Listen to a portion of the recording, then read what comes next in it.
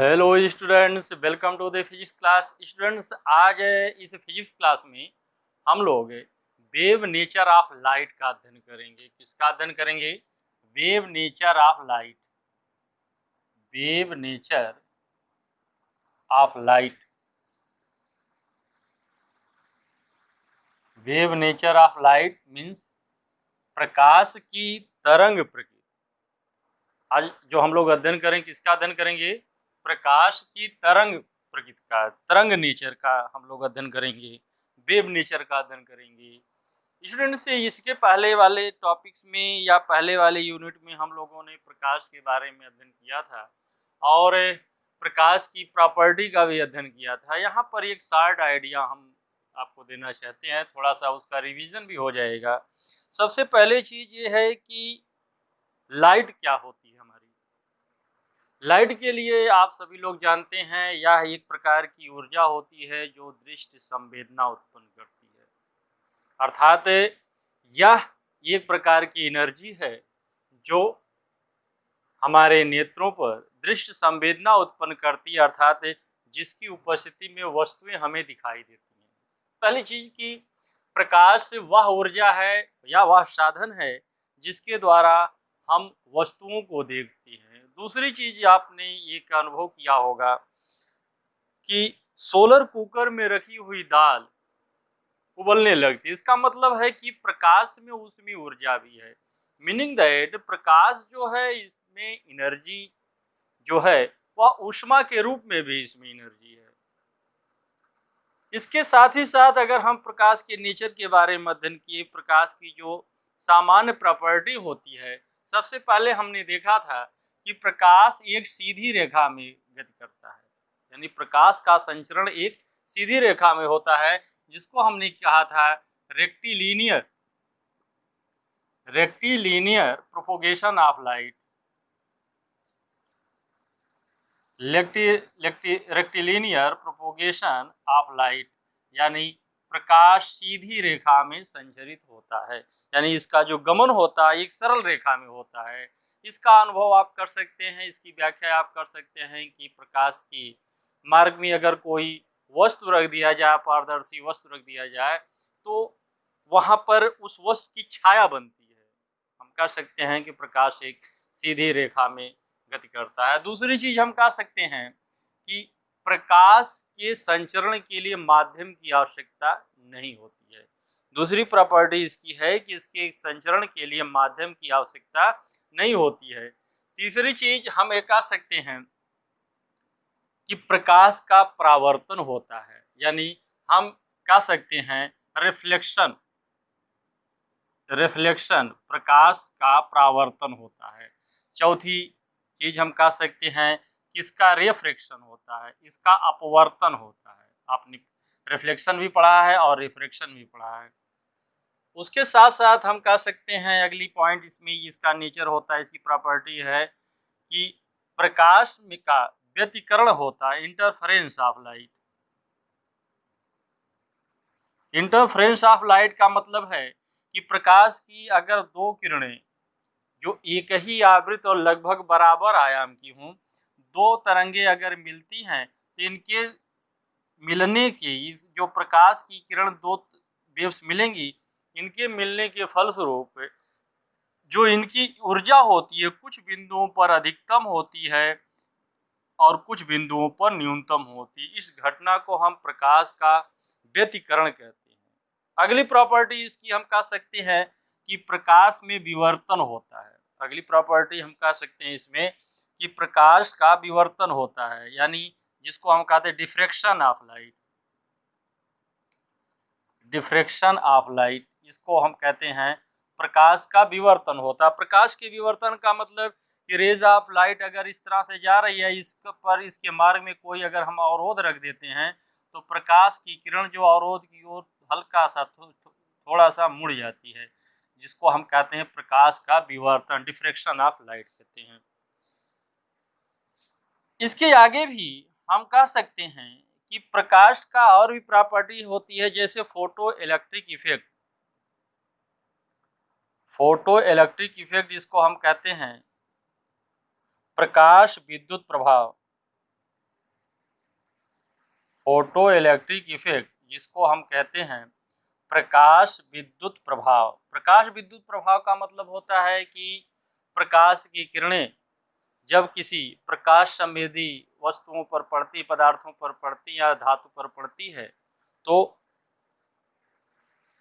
इस आपतित प्रकाश के कारण उस धातु से इलेक्ट्रॉन उत्सर्जित होने लगते हैं, जिसको हम प्रकाश विद्युत प्रभाव कहते हैं, जिसको हम कहते हैं फोटो इलेक्ट्रिक इफेक्ट कहते हैं। स्टूडेंट्स, आगे भी आप कह सकते हैं कि प्रकाश की चाल जो होती है, आज तक अब तक ज्ञात चाल में सबसे अधिक होती है। ये चाल जो होती है 3 × 10⁸ मीटर प्रति सेकेंड होती है। जो प्रकाश की चाल का मान है, जो निर्वात में 3 × 10⁸ मीटर पर सेकेंड होती है। ये प्रकाश की चाल जो होती है भिन्न भिन्न माध्यमों में भिन्न भिन्न होती है।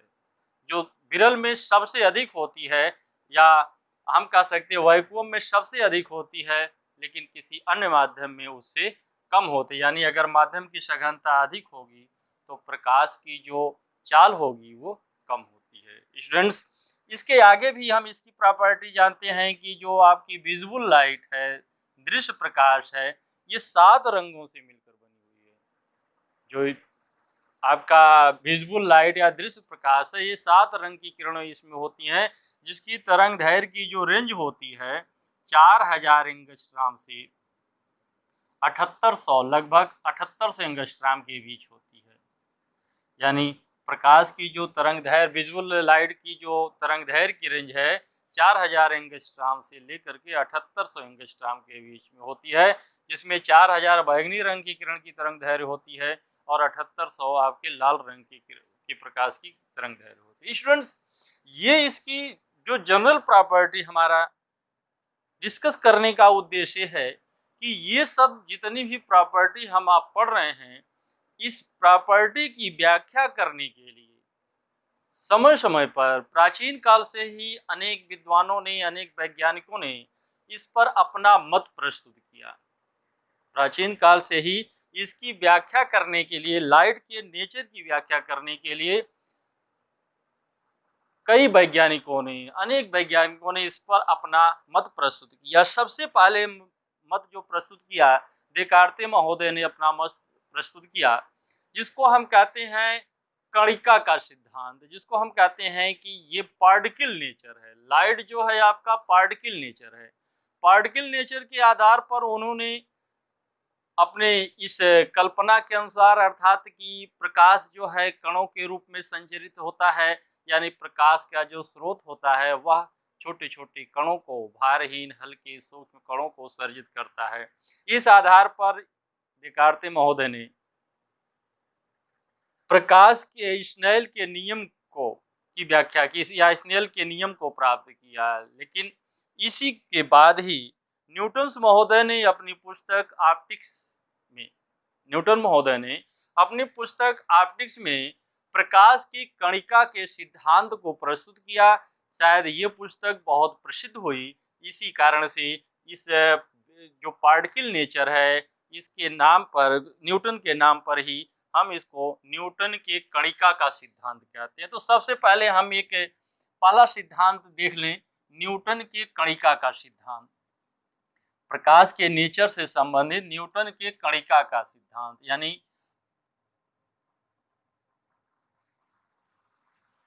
पार्टिकल नेचर, या जिसको कार्पस्कुलर थ्योरी ऑफ न्यूटन कहते हैं। इसको हम लिखेंगे Newton's corpuscular theory. Newton's corpuscular theory.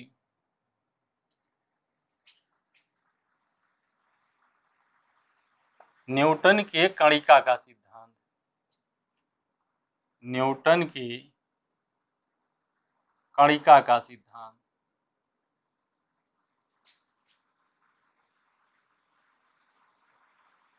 Newton के कणिका का सिद्धांत। स्टूडेंट्स, न्यूटन की कणिका के सिद्धांत के अनुसार न्यूटन ने एक परिकल्पना प्रस्तुत की, जिसके आधार पर यह कहा गया कि प्रकाश जो है कण के रूप में संचरित होता है। प्रकाश आपका कण के रूप में संचरित होता है, अर्थात प्रकाश स्रोत अत्यंत सूक्ष्म असंख्य हल्के कणों को उत्सर्जित करता है। ये कण प्रकाश की चाल से आगे बढ़ते हैं। यही कण जो है प्रकाश की चाल से आगे बढ़ते हैं। जब यही कण किसी वस्तु से टकरा करके हमारे नेत्र की रेटिना पर पड़ते हैं तभी वह वस्तु दिखाई देती है। ये कण अपने साथ गतिज ऊर्जा को ले जाते हैं। ये कण अपने साथ गतिज ऊर्जा को ले जाते हैं। इन कणों की चाल सामांग माध्यम में प्रकाश के चाल के बराबर होती है। यानी इन कणों की चाल जो सामांग माध्यम होता है, सामांग माध्यम में सभी कणों की चाल बराबर होती है। साथ ही साथ इन्होंने बताया कि प्रकाश की जो भिन्न भिन्न रंग की किरणें हैं, इनके कण की का जो आकार है भिन्न भिन्न होता है। यानी भिन्न भिन्न रंगों के प्रकाश के कण का आकार भिन्न भिन्न होता है। इसको हम लिख सकते हैं, क्या लिख सकते हैं? इस परिकल्पना को लिखेंगे आप, इसको आगे भी लिख सकते हैं कि न्यूटन ने प्रकाश के प्रकृति के संबंध में एक सिद्धांत प्रस्तुत किया जिसको हम न्यूटन के कणिका का सिद्धांत यानी न्यूटन्स कॉर्पस्कुलर थ्योरी कहते हैं। इस सिद्धांत की परिकल्पनाएं निम्नलिखित हैं। नंबर 1, प्रकाश या प्रकाश स्रोत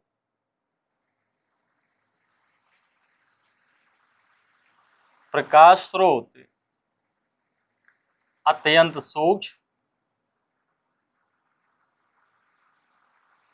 प्रकाश स्रोत अत्यंत सूक्ष्म, अत्यंत हल्के,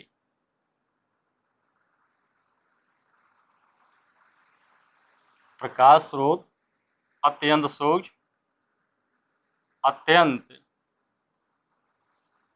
हल्के,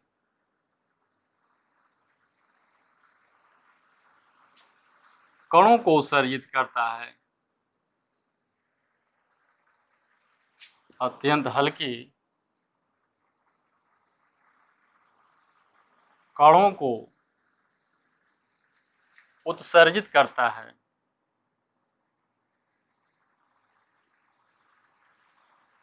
कणों को उत्सर्जित करता है जिसे कणिकाएं कहते हैं,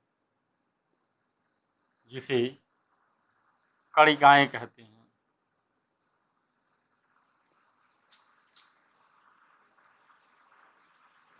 हैं। प्रकाश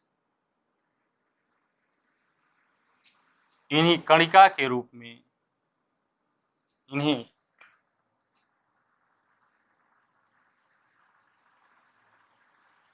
कणिका के रूप में संचरित होता है। इन्हीं कणिका के रूप में संचरित होता है। दूसरा पॉइंट लिख सकते हैं,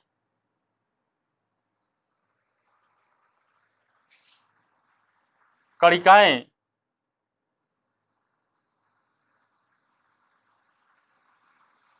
सामांग माध्यम में, कणिकाएं सामांग माध्यम में प्रकाश की चाल से, प्रकाश की चाल से आगे बढ़ती हैं,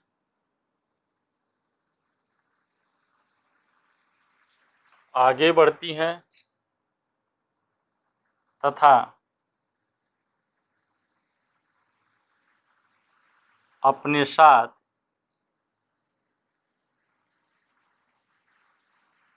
गतिज ऊर्जा ले जाती हैं।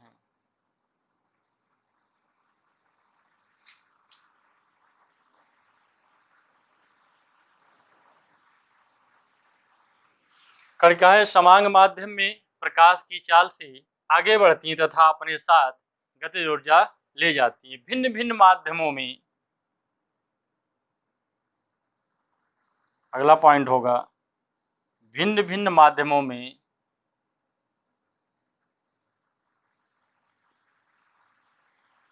प्रकाश कणिकाओं की चाल प्रकाश कणिकाओं की चाल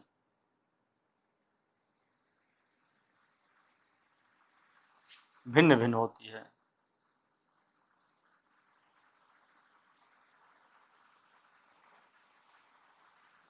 भिन्न भिन्न माध्यमों में प्रकाश कणिकाओं की चाल भिन्न भिन्न होती है। स्टूडेंट्स इतना लिख लें, ऊपर का लिख चुके होंगे, पास करके लिखिएगा। अगला पॉइंट होगा, चौथा पॉइंट हम लिखेंगे प्रकाश कणिकाएं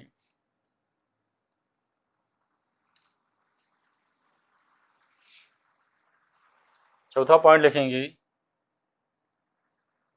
प्रकाश कणिकाएं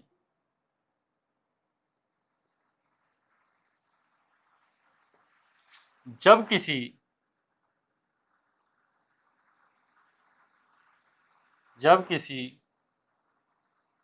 वस्तु से टकराकर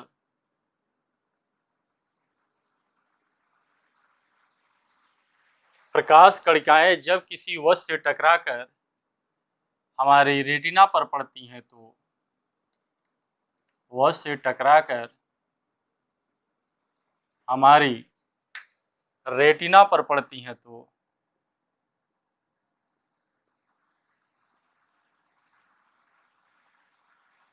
रेटिना पर पड़ती हैं तो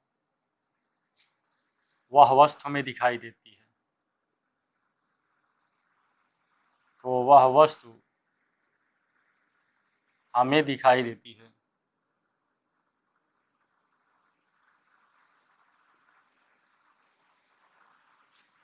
अगला पॉइंट पांचवा लिख लेंगे भिन्न भिन्न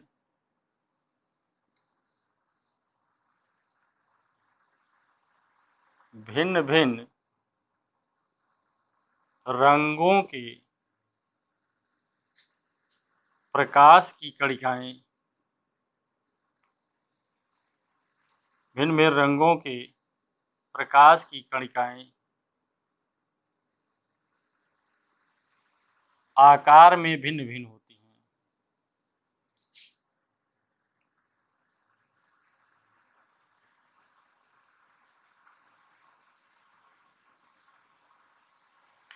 भिन्न भिन्न रंगों के प्रकाश की कणिकाएं आकार में भिन्न भिन्न होती हैं। स्टूडेंट्स, न्यूटन महोदय ने अपनी इस परिकल्पना के आधार पर प्रकाश के सीधी रेखा में संचरण, प्रकाश का परावर्तन तथा प्रकाश के अपवर्तन की सफलतापूर्वक व्याख्या की। न्यूटन महोदय ने अपने इस परिकल्पना के आधार पर प्रकाश का सीधी रेखा में संचरण यानी rectilinear propagation of light, laws of reflection, प्रकाश के परावर्तन का नियम तथा प्रकाश के अपवर्तन के नियम की व्याख्या की। किंतु अपवर्तन की नियम की व्याख्या करते समय इनके अनुसार प्रकाश की चाल सघन माध्यम में विरल माध्यम की अपेक्षा अधिक होनी चाहिए। प्रकाश की चाल सघन माध्यम में विरल माध्यम की अपेक्षा अधिक होनी चाहिए, जबकि फोको ने अपने प्रयोग के आधार पर प्रयोग के आधार पर यह सिद्ध किया कि प्रकाश की चाल विरल माध्यम में सबसे अधिक होती है, जबकि सघन माध्यम सबसे कम होती है। इसका अर्थ यह है कि न्यूटन महोदय की यह परिकल्पना कि प्रकाश की चाल सघन माध्यम में अधिक होती है, यह प्रयोग के आधार पर सत्य नहीं पाई गई। दूसरी चीज यह है कि यदि प्रकाश स्रोत कितना भी हल्का सूक्ष्म कण को उत्सर्जित करता, अगर इस कण में कोई मास है, चाहे बहुत ही कम क्यों ना हो, अगर मास है तो इसके संचरण के लिए माध्यम की आवश्यकता होनी चाहिए।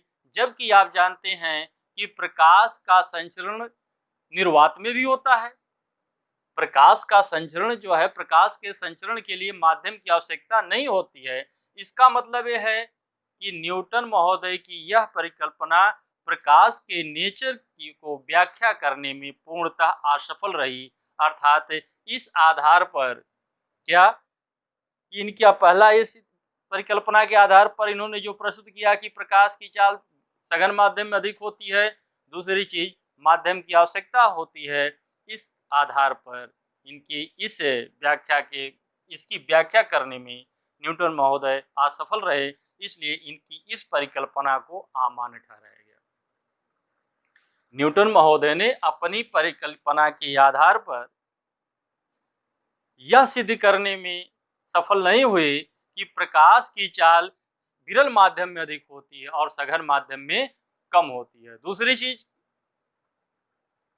कि प्रकाश के संचरण के लिए माध्यम की आवश्यकता नहीं होती है, जबकि कण के संचरण के लिए माध्यम होना चाहिए।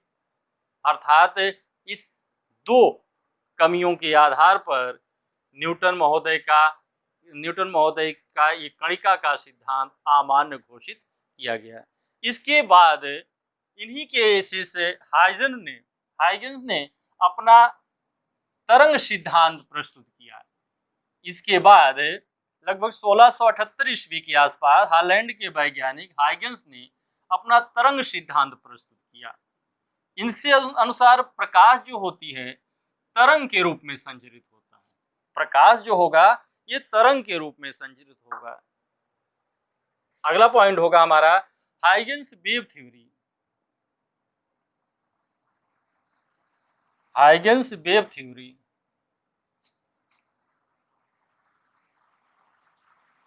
हाइगन्स वेव थ्योरी यानी हाइगन्स का तरंग सिद्धांत।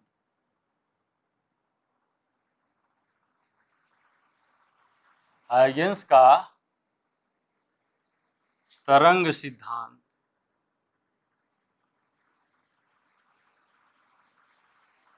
हाइगन्स का तरंग सिद्धांत। स्टूडेंट्स,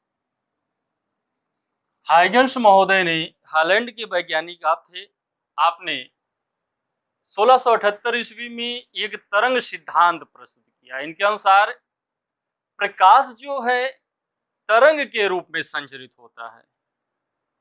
इनके अनुसार प्रकाश जो है तरंग के रूप में संचरित होता है, अर्थात प्रत्येक प्रकाश स्रोत तरंगे उत्पन्न करता है। प्रत्येक प्रकाश स्रोत जो है तरंगे उत्पन्न करता है। ये तरंगे प्रकाश की चाल से आगे बढ़ती हैं। जब किसी वस्तु से टकराकर हमारे नेत्र पर पड़ती हैं तो वह वस्तु हमें दिखाई देती है। जब ये तरंगे किसी वस्तु से टकराकर परावर्तित होकर हमारे नेत्र पर पड़ती हैं तो वह वस्तु दिखाई देती है। स्टूडेंट्स, तरंग किसी माध्यम में उत्पन्न होती है। हाइगन्स ने ये प्रकाश का जो नेचर माना, इसको मैकेनिकल वेव्स माना। आप जानते हैं मैकेनिकल वेव्स के संचरण के लिए माध्यम की आवश्यकता होती है। यांत्रिक तरंगों के संचरण के लिए माध्यम की आवश्यकता होती है। तो हाइगन्स ने अपना इस माध्यम की आवश्यकता को पूरा करने के लिए एक पूरी तरह से कल्पित सर्वमान्य माध्यम को प्रस्तुत किया, जिसको ईथर इसका नाम दिया ईथर। यह एक सर्वमान्य माध्यम इन्होंने माना। यह एक ऐसा माध्यम है जो सब जगह उपलब्ध है। जो ईथर माध्यम है हाइगन्स के अनुसार यह सब जगह उपलब्ध है। यह किसी भी वस्तु में प्रवेश कर सकता है। यह सभी वस्तुओं में प्रवेश कर सकता है। दूसरी चीज, तरंगों के संचरण के लिए या प्रकाश तरंगों के संचरण के लिए इसमें सभी गुण मौजूद हैं। अगर हम तरंग की चाल की बात करें तो तरंग की चाल के लिए एक फार्मूला होता है, v बराबर होता है √e/d, जहां ई माध्यम की प्रत्यास्थता और d माध्यम का घनत्व है। जहां ई माध्यम की प्रत्यास्थता और d माध्यम का घनत्व है, मीनिंग दैट कि यह जो ईथर माध्यम है इसकी प्रत्यास्थता सबसे अधिक और घनत्व बहुत सबसे कम होता है। यानी ऐसे ही माध्यम में प्रकाश की तरंगे संचरित होती हैं। इन्होंने यह भी बताया कि प्रकाश के तरंगों जो भिन्न भिन्न रंगों के प्रकाश की किरणें हैं या भिन्न भिन्न रंगों का प्रकाश है, इन रंगों की जो तरंग दैर्घ्य है भिन्न भिन्न होती है। मीनिंग दैट भिन्न भिन्न रंगों के प्रकाश की तरंग दैर्घ्य जो है भिन्न भिन्न होती है। इसलिए इसकी परिकल्पना को हम लिख सकते हैं क्या लिखेंगे? हाइगन्स ने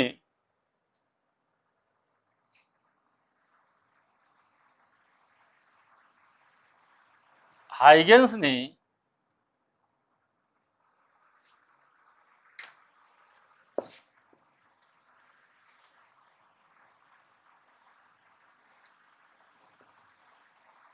हाइगन्स ने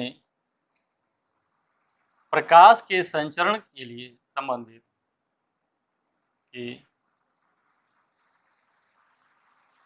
प्रकृति संबंधित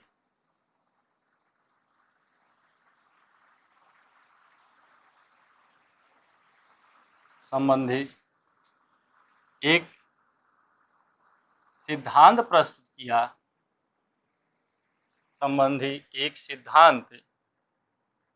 प्रस्तुत किया जिसे हाइगन्स का तरंग सिद्धांत कहते हैं।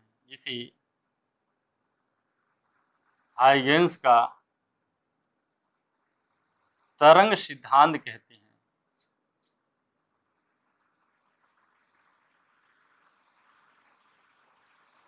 तरंग सिद्धांत कहते हैं। इस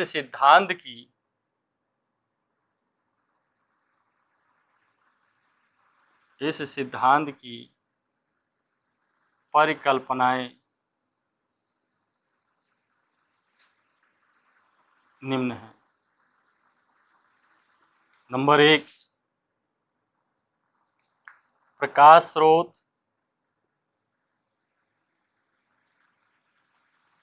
माध्यम में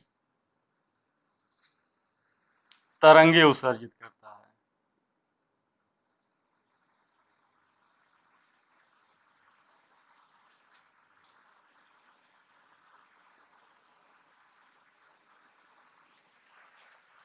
नंबर 2, जब ये तरंगे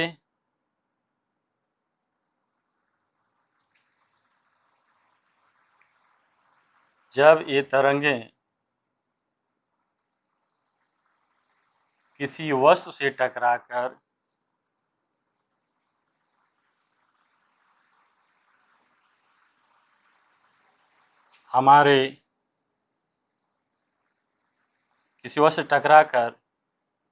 नेत्र पर पड़ती हैं तो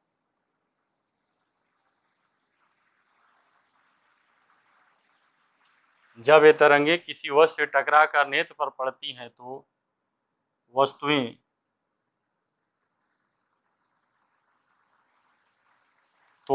वहाँ वस्तु लिखी, यहाँ भी लिख दें, तो वस्तु दिखाई देती है।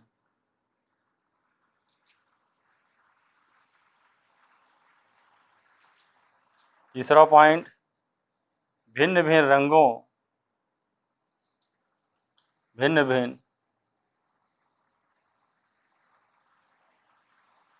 रंगों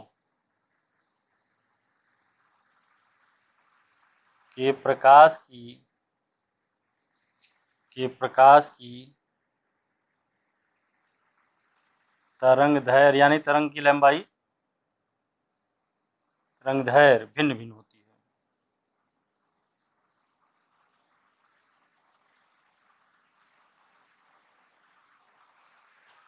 अगला पॉइंट लिख लें, पास करके नोट करिएगा, ऊपर का नोट कर लें। अगला पॉइंट लिखेंगे,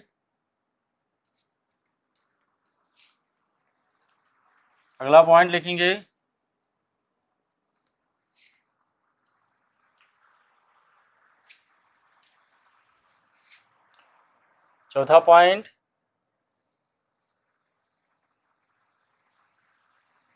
तरंगों के संचरण के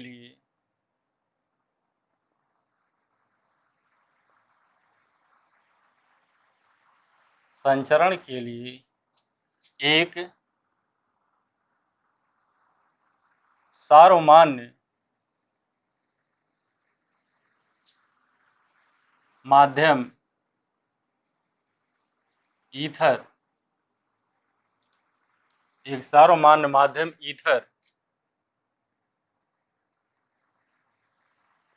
सब जगह उपलब्ध होता है।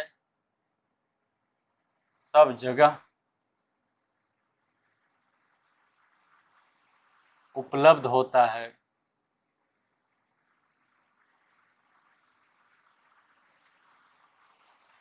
तरंगों के संचरण के लिए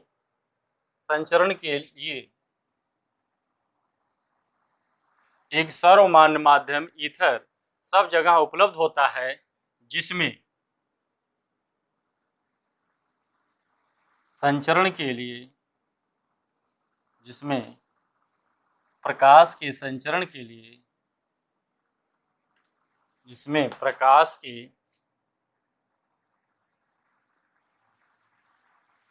संचरण के लिए सभी गुण उपलब्ध होते हैं, के लिए सभी गुण उपलब्ध हैं।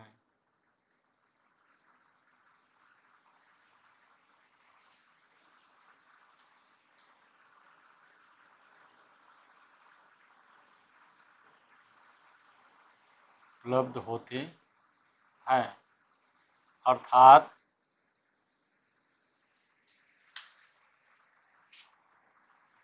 इस माध्यम की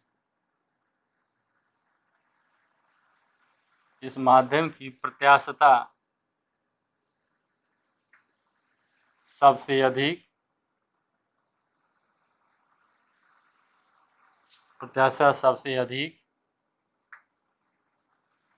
तथा घनत्व सबसे कम होता है,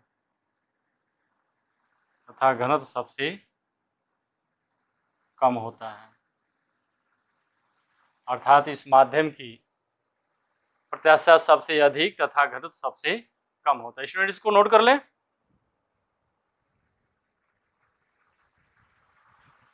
पॉज करके नोट करिएगा। अब स्टूडेंट ध्यान दें कि हम ये कह रहे हैं कि प्रकाश स्रोत माध्यम में तरंगे उत्पन्न करता है।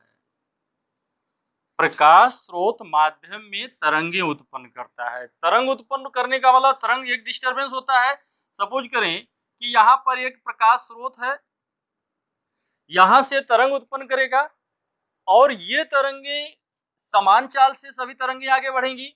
मान लीजिए इस तरंग की चाल अगर b है, जो तरंग उत्पन्न कर रही है तो इसकी चाल b है। ये t समय के बाद मान लीजिए ये bt दूरी तय करती है। मान लीजिए t समय के बाद ये bt दूरी तय करती हैं।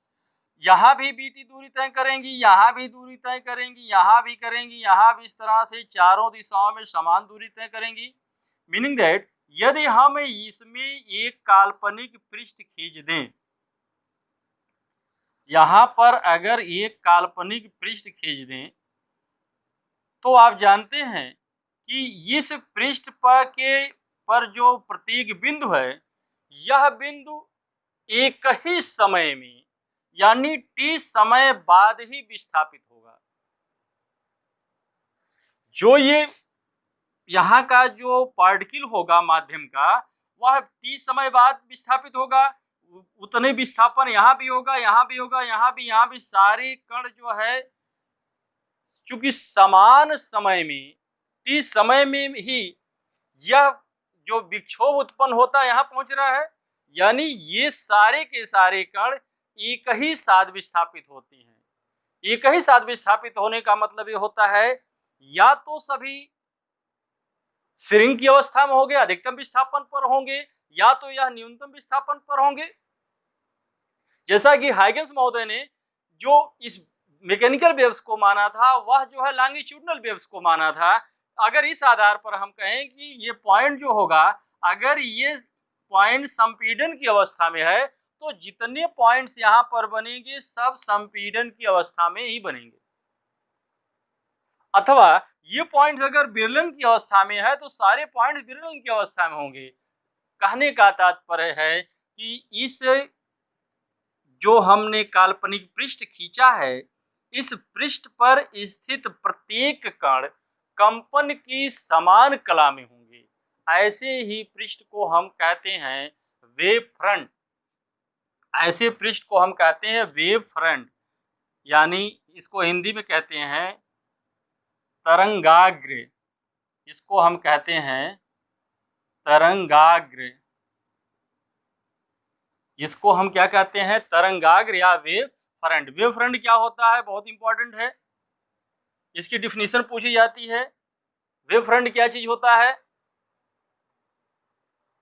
जब तरंगे किसी माध्यम में संचरित होती हैं तो उस माध्यम में खींचा गया एक ऐसा पृष्ठ जिस पर स्थित प्रत्येक कण कंपन की समान कला में होते हैं, वह पृष्ठ तरंगाग्र कहलाता है। स्टूडेंट्स, इस तरंगाग्र के अभिलंबवत यदि हम कोई एक रेखा खींचें तो यही रेखा जो होगी तरंगों के संचरण की दिशा को व्यक्त करेगी, जिसको हम प्रकाश की किरण कहते हैं।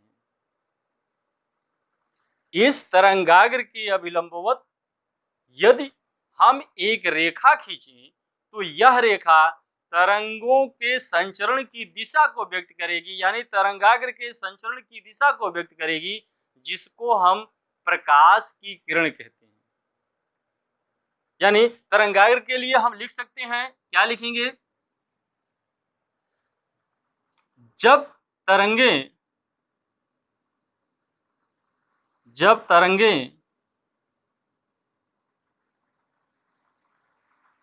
किसी माध्यम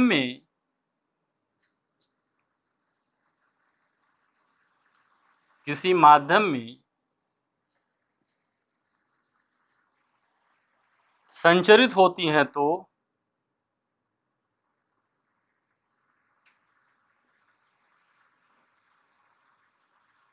जब तरंगे किसी माध्यम में संचरित होती हैं तो उस माध्यम में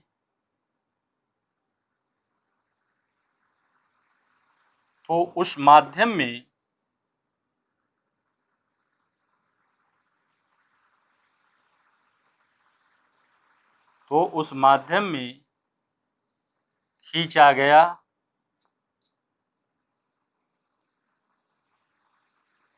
एक काल्पनिक पृष्ठ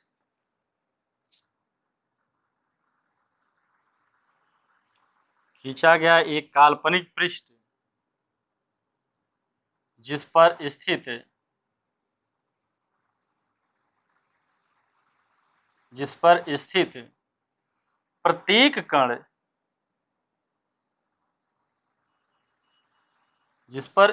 प्रत्येक कण कंपन की समान कला में होते हैं।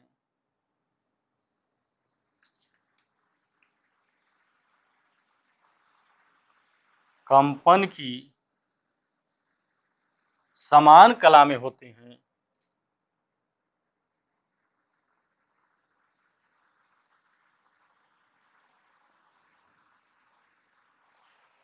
जब तरंगे किसी माध्यम में संचरित होती हैं तो उस माध्यम में खींचा गया एक काल्पनिक पृष्ठ जिस पर स्थित प्रत्येक कण कंपन की समान कला में होते हैं, तरंगाग्र कहलाता है। तरंगाग्र या इसको हम कहेंगे वेव फ्रंट।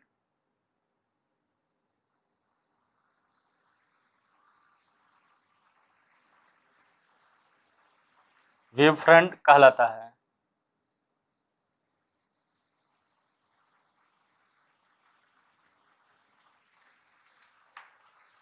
वेव फ्रंट कहलाता है। इसके लंबवत या तरंगाग्र के अभिलंबवत तरंगाग्र के अभिलंबवत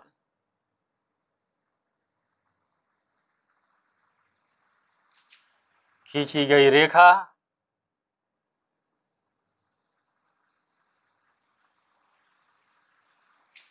तरंगाग्र के अभिलंबवत खींची गई रेखा तरंग के संचरण की दिशा को व्यक्त करती है। तरंगों के संचरण की दिशा को व्यक्त करती है। संचरण की दिशा को व्यक्त करती है।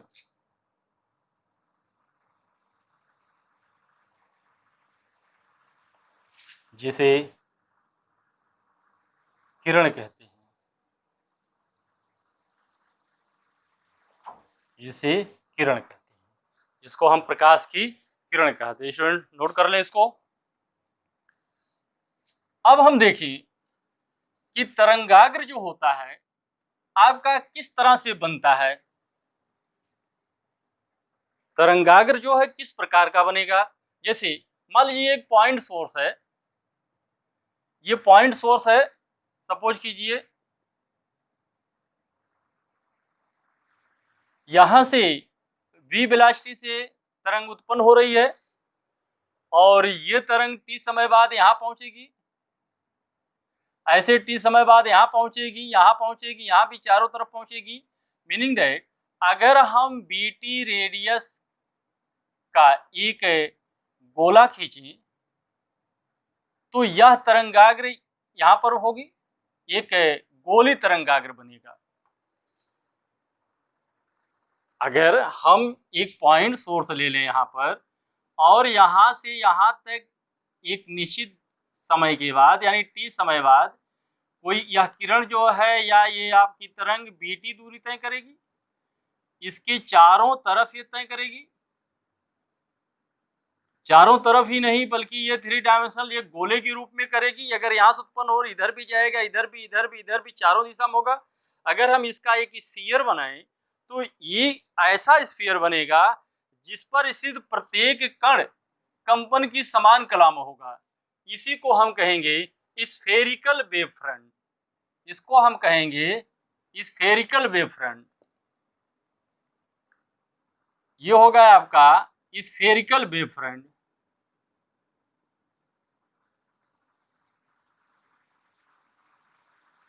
या इसको कहेंगे हम गोली तरंगाग्र। इसको क्या कहेंगे, गोलीय तरंगाग्र। दूसरी चीज स्टूडेंट्स, अगर हम ये देखें कि यह जो आपका ये गोली तरंगाग्र मैं बना दूं, यहां पर ये गोला ही होगा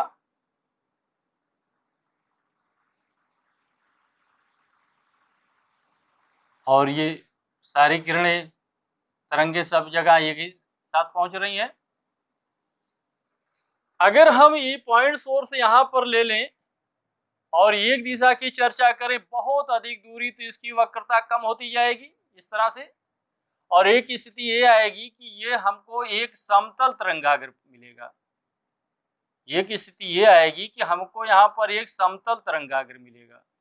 यानी अगर बिंदु स्रोत बहुत दूरी पर है, जैसे सूर्य से जो आने वाला जो तरंगाग्र वेव फ्रंट होगा वो कैसा बनेगा, ये जो है समतल तरंगाग्र बनेगा। इसको हम कहेंगे plane wave front. Plane wave front यानी जब प्रकाश स्रोत हमसे बहुत अधिक दूरी पर होता है तो उससे हमें क्या बनता है, समतल तरंगाग्र यानी प्लेन वेव फ्रंट। और स्टूडेंट्स अगर प्रकाश स्रोत एक रेखीय हो, जैसे स्लिट से प्रकाश स्रोत निकल रहा हो, यदि प्रकाश स्रोत एक रेखीय हो, जैसे स्लिट से प्रकाश स्रोत निकल रहा है, इस तरह से अगर कोई प्रकाश स्रोत है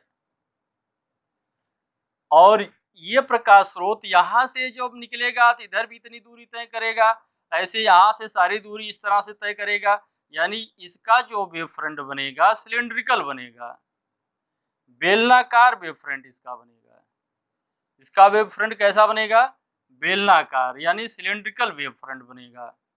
यहाँ से हम इधर भी बनेगा, ऐसे भी, यहाँ भी, ऐसे यहाँ भी बना सकते हैं हम, ऐसे इस तरह से चारों दिशा में मिलेगा। इसको हम कहेंगे सिलेंड्रिकल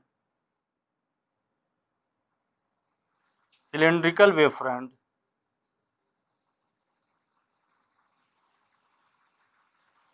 इसका मतलब है प्रकाश स्रोत के आधार पर वेव फ्रंट 3 प्रकार के हो सकते हैं। इसका मतलब है कि प्रकाश स्रोत के आधार पर वेव फ्रंट 3 प्रकार के हो सकते हैं, spherical wave front, plane wave front और cylindrical wave front. Spherical wave front क्या होगा? जब एक बिंदुवत स्रोत हो, जब एक बिंदुवत स्रोत होता है तो इससे हमें प्राप्त होने वाला वेव फ्रंट स्फेरिकल होता है, और जब प्रकाश स्रोत बहुत अधिक दूरी पर होता है तो इससे प्राप्त होने वाला जो वेव फ्रंट होता है, दूर से पृथ्वी पर जो प्रकाश आता है वो बहुत अधिक दूरी पर सूर्य हमसे है, जो इसका वेव फ्रंट प्राप्त होगा तो हमको समतल वेव फ्रंट प्राप्त होगा। और जब एक रेखीय स्रोत कोई होता है, जैसे स्लिट से प्रकाश अगर निकल रहा है तो इसका जो वेव फ्रंट बनता है वह सिलेंड्रिकल वेव फ्रंट बनता है, यानी बेलनाकार तरंगाग्र बनता है। इस प्रकार जो तरंगाग्र होता है 3 प्रकार का होता है। स्टूडेंट इसको बना लें, लिख लीजिएगा। स्फेरिकल वेव फ्रंट, गोली वेव तरंगाग्र, जब बिंदु स्रोत होता है उसके पास जो होता है गोली वेव फ्रंट बनता है, और प्लेन वेव फ्रंट यानी समतल तरंगाग्र, जब प्रकाश स्रोत बहुत अधिक दूरी पर होता है तो उससे जो वेव फ्रंट प्राप्त होता है वह समतल वेव फ्रंट होता है। और जब प्रकाश स्रोत एक रेखीय होता है, जैसे स्लिट से प्रकाश स्रोत जब प्राप्त होता है तो जो वेव फ्रंट बनता है वह सिलेंड्रिकल वेव फ्रंट यानी बेलनाकार वेव फ्रंट बनता है। इसको नोट कर लें, बना लें इसको। अब उसके बाद हाइगन्स ने अपने ही नियम में कुछ संशोधन करके एक सिद्धांत प्रस्तुत किया जिसको हम कहते हैं Huygens wave theory of secondary wavelets. अगला हेडिंग हम देंगे Huygens wave theory of secondary wavelets. Huygens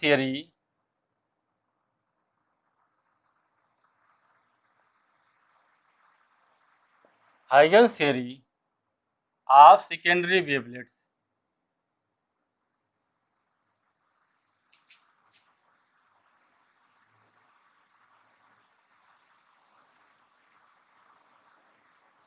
Huygens theory of secondary wavelets, इसको कहते हैं हाइगन्स की द्वितीयक तरंगिकाओं का सिद्धांत। लिख लेंगे इसको हिंदी में, हाइगन्स की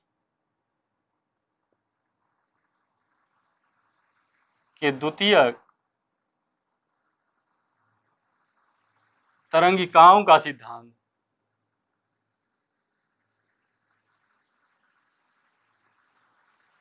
हाइगन्स के द्वितीयक तरंगिकाओं का सिद्धांत।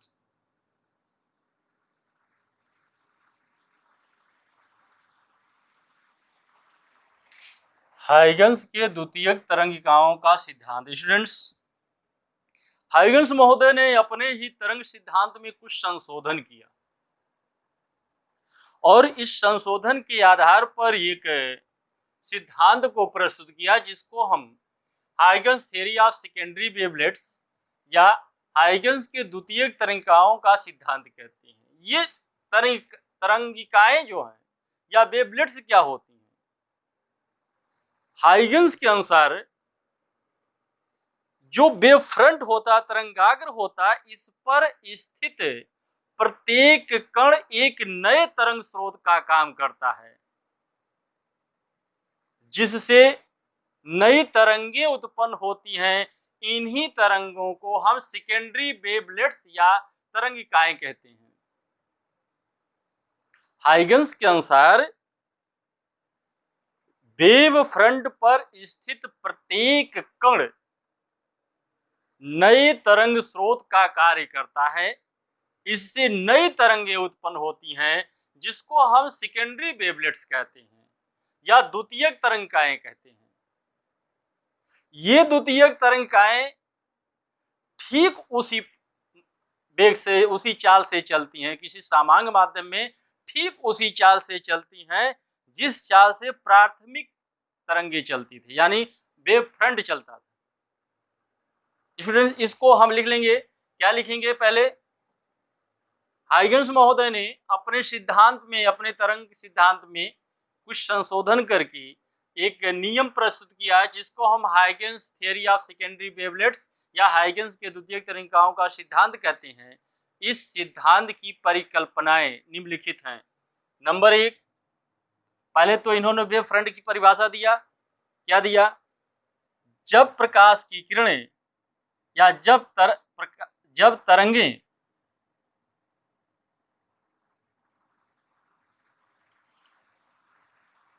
किसी माध्यम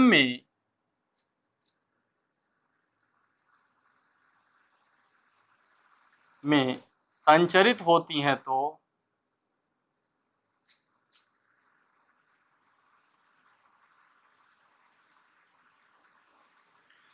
जब तरंगें किसी माध्यम में संचरित होती हैं तो माध्यम में खींचा गया एक ऐसा काल्पनिक पृष्ठ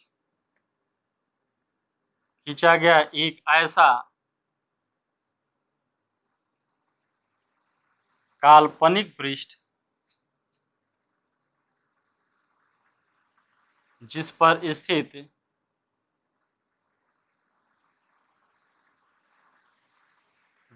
स्थित प्रत्येक कण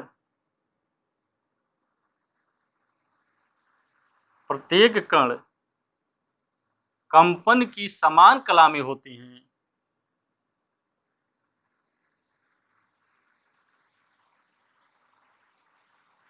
कंपन की समान कला में होते हैं,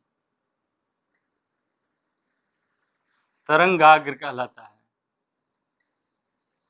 वेवफ्रंट, तरंगाग्र को ही वेवफ्रंट कहते हैं, कहलाता है। आगे ये भी आप लिख सकते हैं, तरंगाग्र के अभिलंबोत खींची गई रेखा तरंगाग्र की दिशा को व्यक्त करती है या तरंगों के संचरण की दिशा को व्यक्त करती है, जिसको हम किरण कहते हैं। इसको आप लिख सकते हैं। दूसरा इसका पॉइंट क्या है जो इंपॉर्टेंट है, तरंगाग्र पर यानी वेवफ्रंट पर, तरंगाग्र पर स्थित प्रत्येक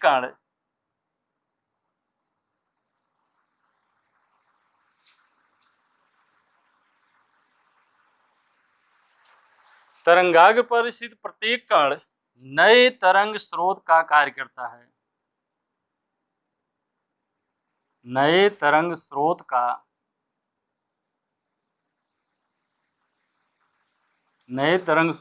कार्य करता है।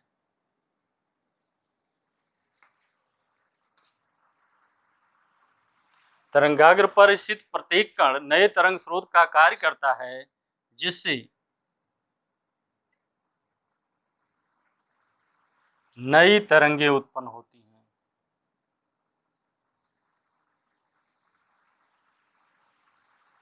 तरंगें उत्पन्न होती हैं।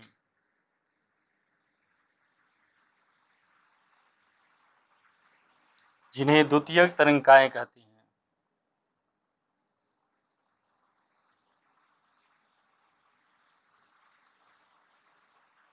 इन्हें द्वितीयक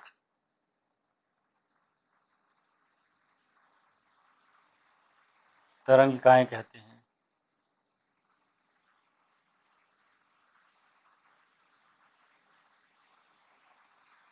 सेकेंडरी वेवलेट्स,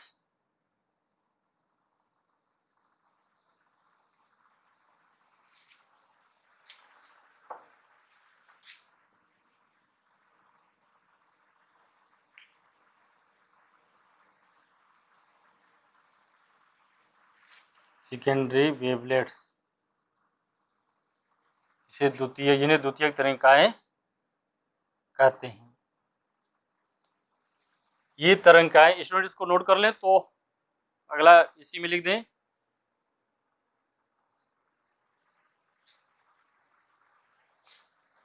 नोट कर लें, पास करके नोट करिएगा।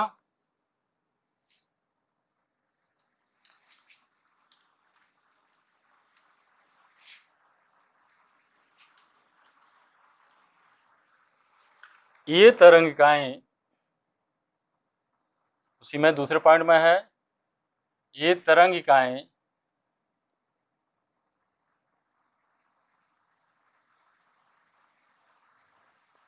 समांग माध्यम में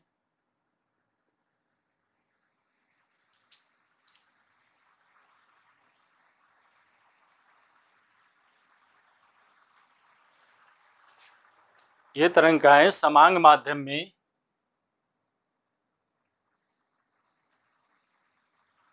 प्राथमिक तरंगों की चाल से आगे बढ़ती हैं। यानी तरंगाग्र प्राथमिक तरंगों की चाल से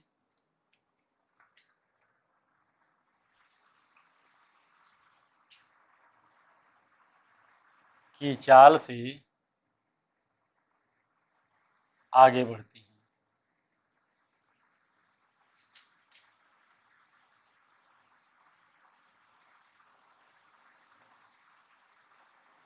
ये तरंगिकाएं समांग माध्यम में प्राथमिक तरंगों की चाल से आगे बढ़ती हैं।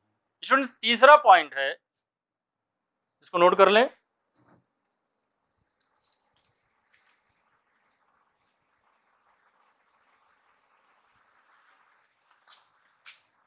नोट कर लें इसको। चलिए, इसका तीसरा पॉइंट है,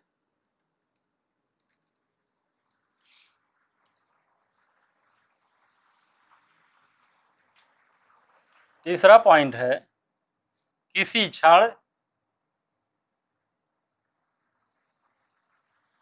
इन आगे बढ़ती हुई तरंगिकाओं को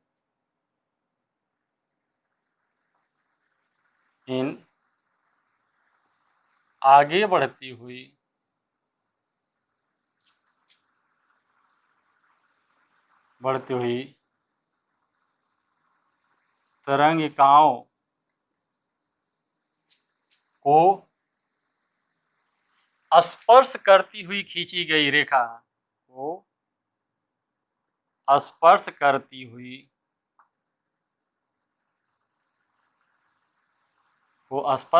हुई खींची गई रेखा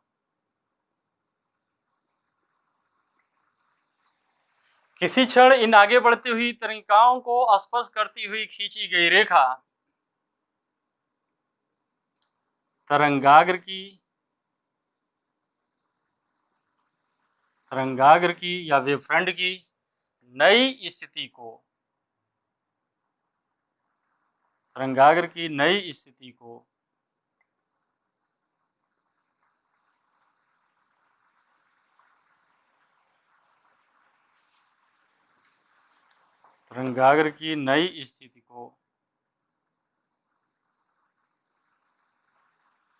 व्यक्त करती है।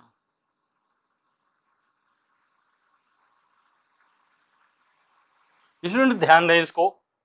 किसी क्षण इन आगे बढ़ती हुई तरंगिकाओं को स्पर्श करती हुई खींची गई रेखा, यानी ये किसका एनवेलप बना लें हम। सपोज करें, इसको अगर आप समझने की कोशिश करें तो देखें, ये हमारे पास ये एक सोर्स है, वेव सोर्स है।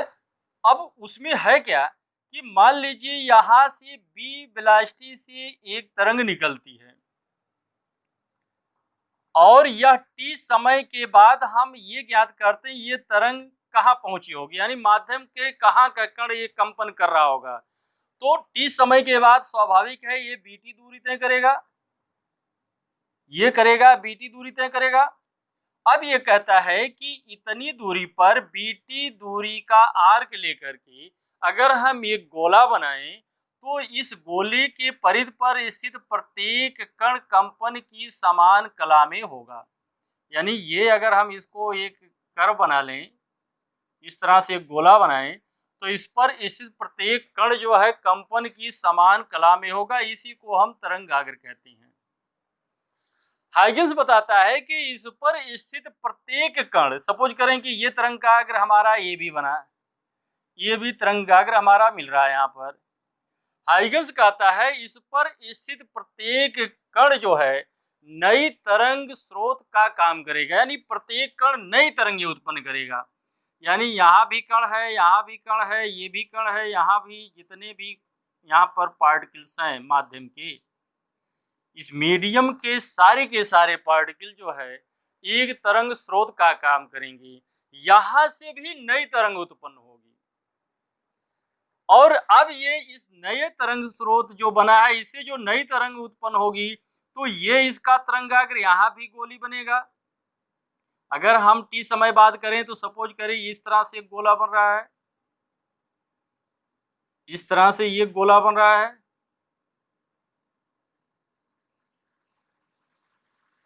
ये नई वेव फ्रंट हुए। अब ये कहता है तीसरा पॉइंट कि अगर इसको स्पर्श करती हुई एक रेखा खींचे, यानी एक आवरण बनाए, इसको इन सारी तरंगों का एक आवरण बनाए, तो ये जो आवरण आपका ए डैश बी डैश होगा, यह नई तरंगाग्र की स्थिति को व्यक्त करेगा।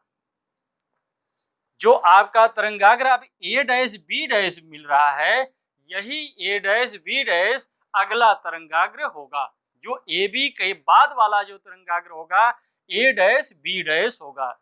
ये तीसरा पॉइंट यही कह रहा है कि अगर इन द्वितीयक तरंगिकाओं को स्पर्श करती हुई हम एक रेखा खींचें, तो यह तरंगाग्र की नई स्थिति को व्यक्त करेगा। यानी जो हमने ये स्पर्शी खींचा, इस पर ए डैश बी डैश जो हमारा ये मिल रहा है, ये तरंगाग्र की नई स्थिति को बता रहा है। ये बता रहा है कि अब तरंगाग्र ए डैश बी डैश पर मिल रहा है। स्टूडेंट्स, इसमें आप देख रहे हैं कि एक आवरण हम यहां से भी बना सकते हैं। एक आवरण अगर हम देखें तो यहां से बना सकते हैं। ये आवरण आपका होगा A double dash B double dash. ये जो हमारा पीछे का आवरण है, A double dash B double dash, Huygens इसको स्वीकार नहीं करता है, क्योंकि ये कहता है कि अध्यारोपण के सिद्धांत के अनुसार इधर का जो तरंग होगी, यहाँ पर जो तरंग होगी, और इधर की जो तरंग होगी, इसके द्वारा और इसके द्वारा दोनों एक दूसरे के प्रभाव को निरस्त कर देगा। इसलिए हम पीछे के आवरण को स्वीकार नहीं करते हैं। स्टूडेंट्स, हाइगन्स महोदय ने अपने इस सिद्धांत के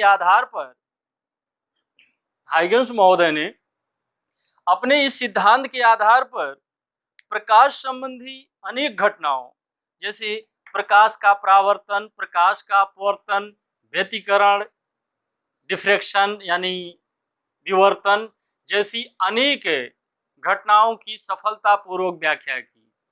किंतु माइकलसन मार्ले महोदय ने अपने एक्सपेरिमेंट के आधार पर बताया कि इन्होंने जो एक सर्वमान्य माध्यम की कल्पना की है, एक सर्वमान्य ईथर माध्यम की कल्पना की है, ऐसे माध्यम का अस्तित्व संभव नहीं है।